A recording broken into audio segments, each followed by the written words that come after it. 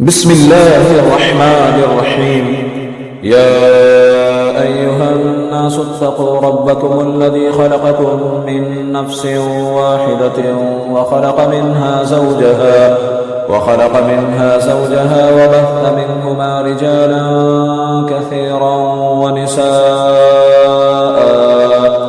واتقوا الله الذي تساءلون به والأرحام إن الله كان عليكم رقيبا. وآتوا اليتامى أموالهم ولا تتبدلوا الخبيث بالطيب ولا تأكلوا أموالهم إلى أموالكم إنه كان حوبا كبيرا.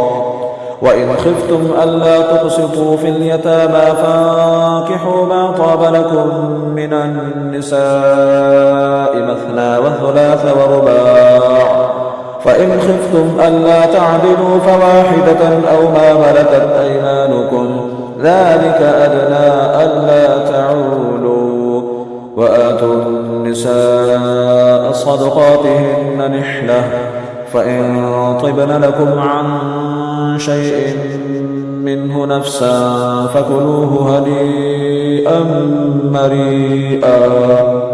ولا تؤتوا السفهاء أموالكم التي جعل الله لكم قياما وارزقوهم فيها واكسوهم وقولوا لهم قولا معروفا. وابتلوا اليتامى حتى إذا بلغوا النكاح، فإن آنستم منهم رشدا فادفعوا إليهم أموالهم ولا تأكلوها إسرافا وبدارا أن يكبروا. ومن كان غنيا فليستعفف ومن كان فقيرا فليأكل بالمعروف. فإذا دفعتم إليهم أموالهم فأشهدوا عليهم وكفى بالله حسيبا.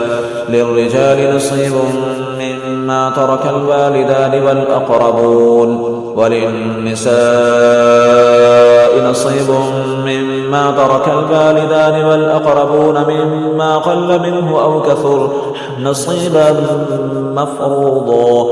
وإذا حضر القسمة أولو القربى واليتامى والمساكين فارزقوهم منه وقولوا لهم قولا معروفا.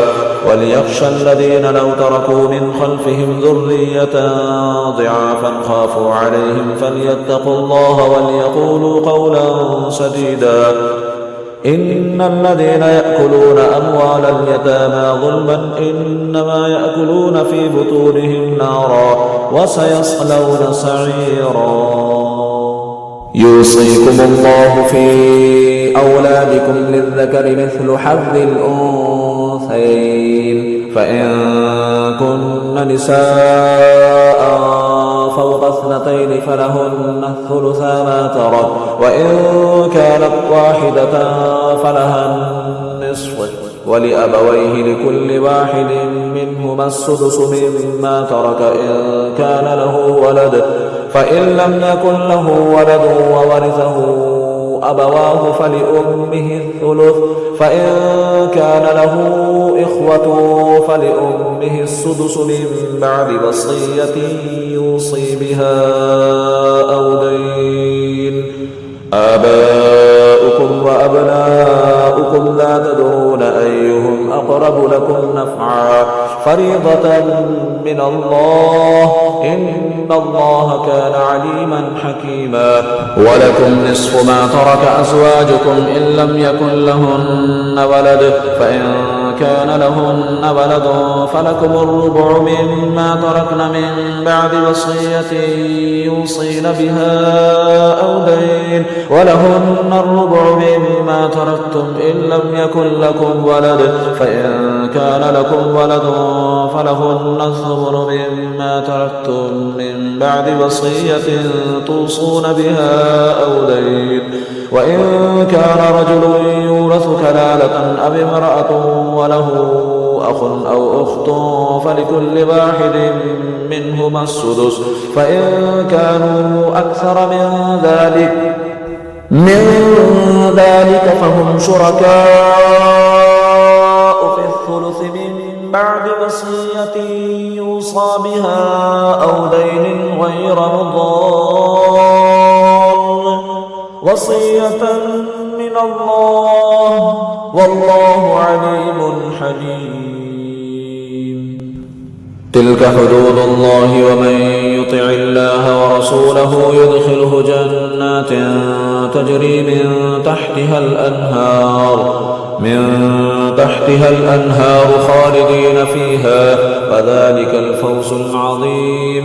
ومن يعص الله ورسوله ويتعد حدوده يدخله نارا خالدا فيها وله عذاب مهين. واللاتي يأتين الفاحشة من نسائكم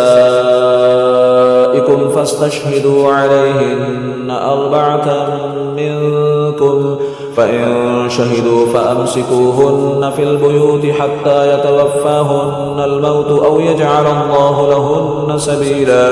واللذان يأتيانها منكم فآذوهما فإن تابا وأصلحا فأعرضوا عنهما إن الله كان توابا رحيما.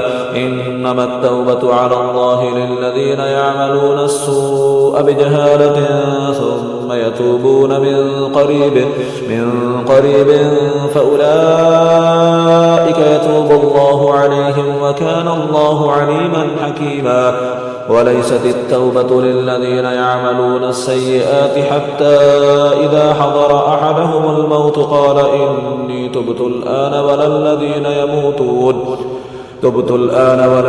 يموتون وهم كفار أولئك أعتدنا لهم عذابا أليما.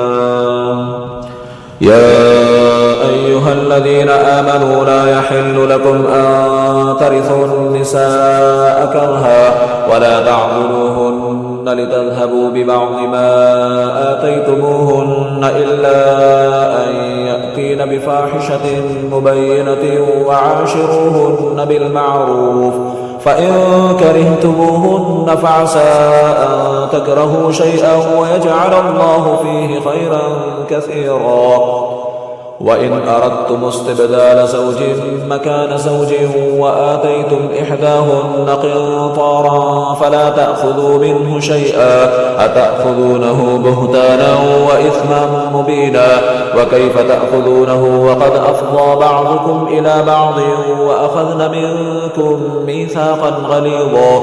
ولا تنكحوا ما نكح آباؤكم من النساء إلا ما قد سلف إنه كان فاحشة ومقتا وساء سبيلا. حرمت عليكم أمهاتكم وبناتكم وأخواتكم وعماتكم وخالاتكم وبنات الأخ وبنات الأخت وأمهاتكم اللاتي أرضعنكم وأخواتكم من الرضاعة وأمهات نسائكم وربائبكم اللاتي في حجوركم من نسائكم اللاتي دخلتم بهن فإن لم تكونوا دخلتم بهن فلا جناح عليكم. وحلائل أبنائكم الذين من أصلابكم وأن تجمعوا بين الأختين إلا ما قد سلف إن الله كان غفورا رحيما.